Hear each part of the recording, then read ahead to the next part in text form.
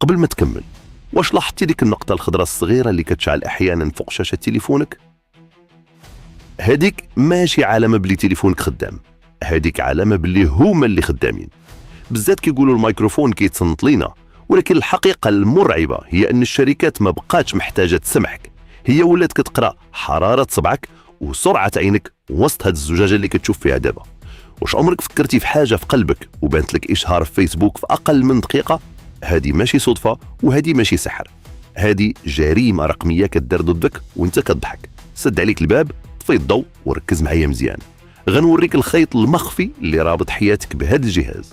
بزاف منا كيسحاب لهم باللي الشركات دايره لينا اساس في ودنينا، كيتصنت لكل كلمه كنقولوها 24 ساعه، ولكن تقنيا هادشي مجرد خرافه كلاسيكيه. فكر فيها، الا كان تليفونك كيسجل كل شيء غيستهلك لك الانترنت والبطاريه في اقل من ساعه. الحقيقه اغرب بزاف، الشركات ما بقاتش محتاجه تسمعك حيت ولات كتوقعك. هاد التقنيه سميتها Predictive Analytics أو التحليلات التنبؤيه. الذكاء الاصطناعي كيحفظ تاريخك كامل، شنو شريتي العام اللي فات، شكون هما صحابك، وحتى شحال من ثانيه كتحب صبعك فوق تصويره ديال ساعه او سبرديله. هاد البيانات كترسم لك توأم رقمي في السيرفرات ديالهم، لدرجه كيعرفوا باللي غتحتاج حاجه معينه قبل ما تخرج الكلمه من فمك. ولكن بلاتي كاين ما هو أخطر. واش سمعتي بأكوستيك فينجر برينتينغ؟ هي تقنية كتخلي تليفونك يحلل الجو العام اللي انت فيه. الميكروفون ما كيصيفطش هضرتك، ولكن كيشد بصمة صوتية للمكان. مثلا إلا كنتي في محل تجاري وكاينة موسيقى خدامة في البيرفوندو، تليفونك كيشد ديك الموجة الصامتة وكيعرفك باللي راك في ذاك المحل بالضبط بلا ما تخدم الجي بي اس. وهكا بمجرد ما تخرج كيبان لك إشهار لمس الماركة. هما ما سمعوكش كتقول بغيت نشري، هما عرفوك كنتي تما وباللي النفسية ديالك مستعدة للشراء. هذه هي الطبقة الأولى من السجن الرقمي اللي احنا فيه. معلوماتك ما بقاتش حروف، ولات أنماط سلوكية كيتوقعوا بها مستقبلك. إلا كان كيسحب لك باللي ملي كتطفي الجي بي اس والواي فاي والإنترنت فأنت وليتي شبح وما كيعرف حد فين كاين، فأنت غلط بزاف. تليفونك فيه أسرار تكنولوجية عمرك سمعتي بها، وهي اللي كتخلي الشركات تعرفك دخلتي المحل معين بلا ما تحتاج لا انترنت لا سي ديسكري. السر كاين في تقنية سميتها جيو فانسين عبر بلوتوث لو انرجي أو البيكنز. هادو بحال منارات صغيرة ومخفية محطوطة في المحلات الكبرى والأسواق. تليفونك واخا تكون طافي البلوتوث كيرسل إشارة صامتة كل ثانية. هاد الإشارة كتشد هاديك المنارة وكتقول للسيرفر نادية راها واقفة قدام الرف ديال الشامبو دابا. وهكا بمجرد ما تفتحي فيسبوك كيبان لك إشهار لنفس الماركة. هذه ماشي جاسوسية، هذه صيد رقمي محكم. ولكن الأخطر هو أن الشركات ما بقاتش محتاجة لشي جهاز خارجي، هي ولات كتستخدم المقاييس الفيزيائية ديال تليفونك نيت. تليفونك فيه حساسات بحال البارومتر قياس الضغط الجوي والجيروسكوب تحديد الاتجاه. الذكاء الاصطناعي كيقدر يحلل هذه البيانات الميكروسكوبية ويعرف مثلا باللي الضغط الجوي نقص شوية وباللي اتجاه تليفونك تبدل.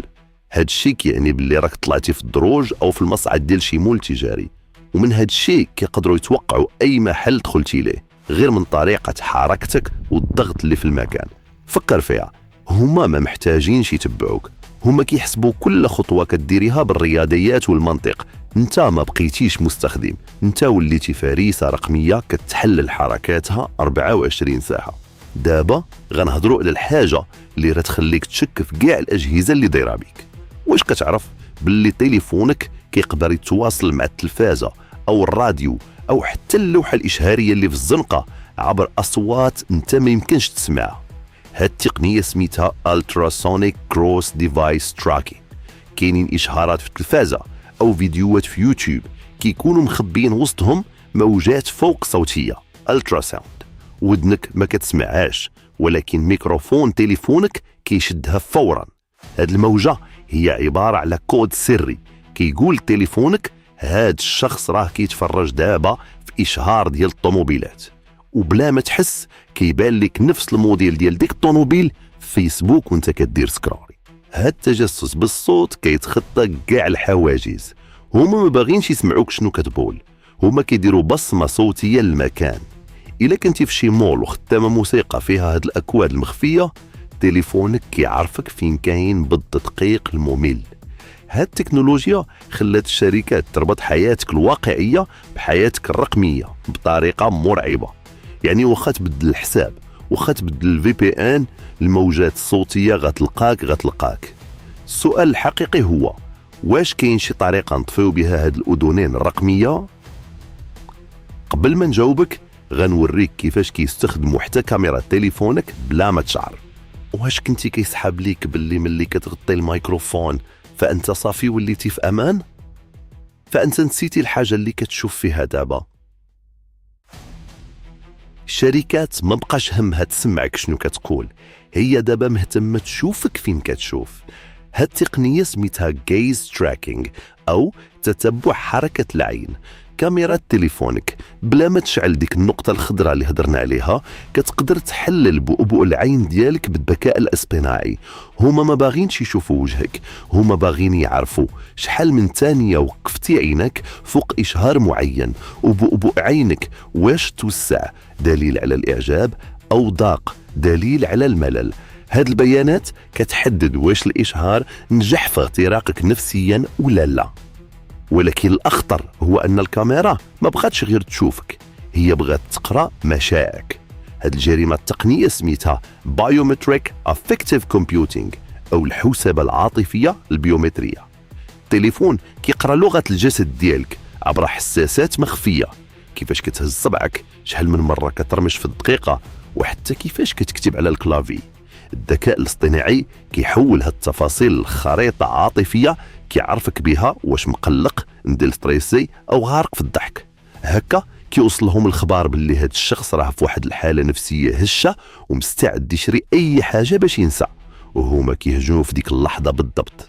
والسؤال الحقيقي، الا كانت الكاميرا كتشوفنا والميكروفون كيسمعنا، شكون هو الجاسوس الحقيقي اللي كيدير هادشي كامل؟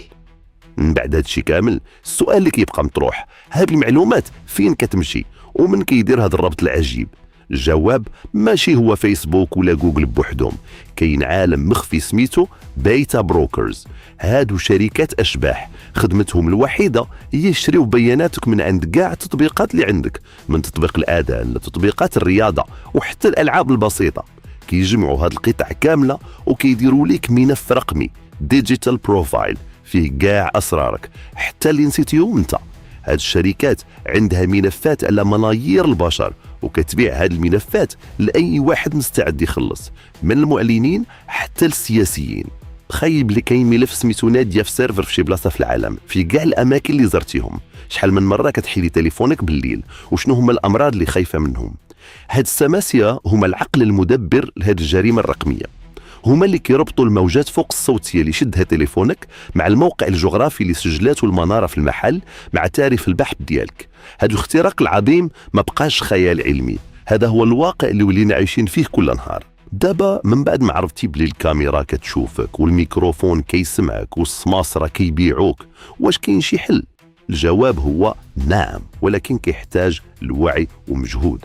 الوعي هو أنك تعرف باللي بياناتك هي نفط القرن ال21 وخاصك تحميها. المجهود هو أنك تدير تحديث لطريقة حياتك الرقمية.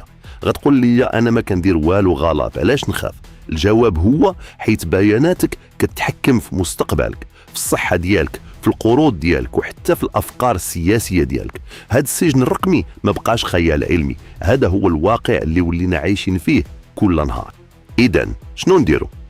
أول حاجة دخل الإعدادات الخصوصية في تليفونك وطفي إعلانات مخصصة وتتبع الموقع الجغرافي في الخلفية. تاني حاجة حيد التطبيقات اللي ما بقيتيش كتستخدمها حيث غالبا كتكون هي جواسيس. ثالث حاجة استخدم تطبيقات كتحترم الخصوصية بحال سيجنال وبريف. والأهم من هذا الشيء كامل هو أنك تنشر الوعي. شارك هذا الفيديو مع أصحابك وعائلتك، علمهم كيفاش يحميوا راسهم. هذه هي أول خطوة باش نخرجوا من هذا السجن الرقمي ونبنيو مستقبل فيه الخصوصية هي حق ماشي امتياز. إلى اللقاء في كشف سر جديد.